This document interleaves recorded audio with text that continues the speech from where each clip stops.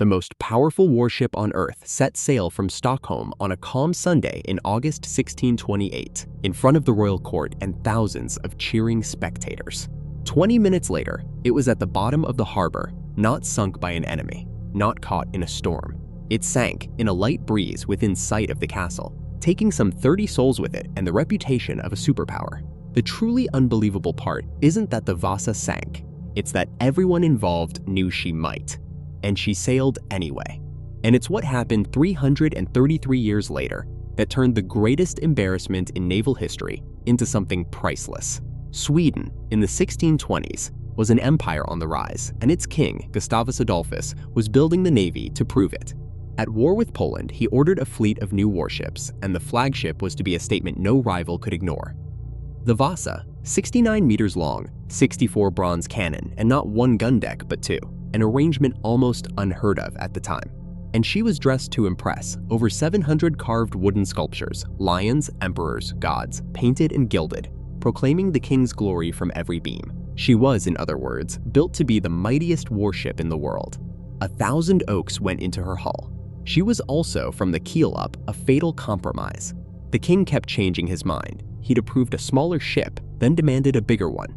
He heard that Denmark was building ships with 2 gun decks, and suddenly 2 gun decks it was. More cannon, heavier cannon, all of it high above the waterline. The master shipwright, Henrik Heibertson, was an experienced man, but the contract was signed. The king's letters kept arriving, and nobody at the Stockholm yard was in the habit of saying no to the Lion of the North. One moment should have stopped everything.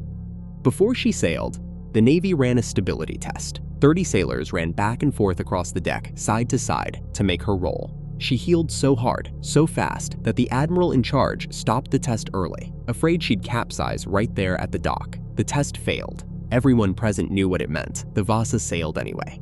The king was away at the war, impatient for his flagship. The schedules were set. The crowds were invited. August 10th, 1628. The Vasa warped out from her pier, set a few sails, and fired her guns in salute. Aboard were about 150 sailors, and, as was the custom on a maiden voyage through the home harbor, wives and children had come along for the short trip out to the fleet anchorage, where 300 soldiers waited to embark.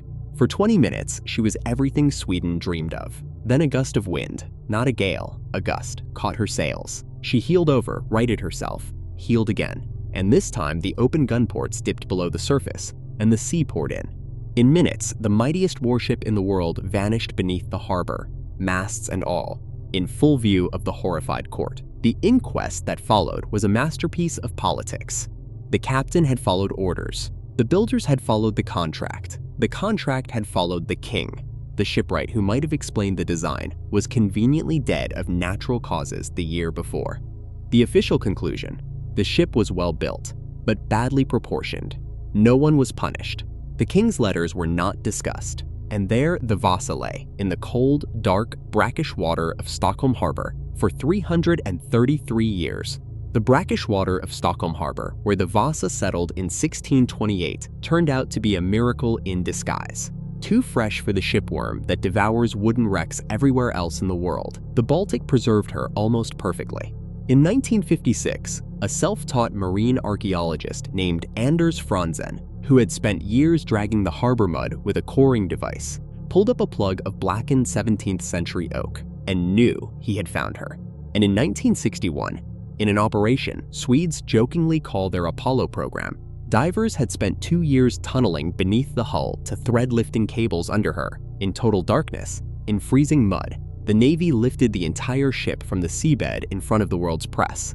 33 decades after she went down, what came up is beyond any treasure ship. The Vasa is 95% original, the world's only surviving 17th century warship. Sculptures, sails, tools, dice, shoes, the Sunday dinner still in its barrels. Conservators then spent 17 years spraying her timbers with a special wax, drop by drop, to keep the ancient wood from collapsing in the open air.